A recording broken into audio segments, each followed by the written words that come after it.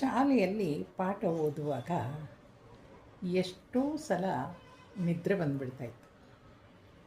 ಪುಸ್ತಕ ತೆಗೆದರೆ ಸಾಕು ನಿದ್ರೆ ಬರ್ತಾಯಿತ್ತು. ಆದರೆ ಜೀವನ ಪಾಠ ಕಲಿಸುವಾಗ ಎಲ್ಲರ ನಿದ್ರೆಯು ಹಾರಿ ಹೋಗಿಬಿಟ್ಟಿರುತ್ತೆ. ಶಾಲೆಯಲ್ಲಿ ಪಾಠ ಮೊದಲು, ಪರೀಕ್ಷೆ ಆಮೇಲೆ. ಆದರೆ ಜೀವನ ಹಾಗಲ್ಲ. ಜೀವನದಲ್ಲಿ ಪರೀಕ್ಷೆ ಮೊದಲು, ಆಮೇಲೆ ಪಾಠ.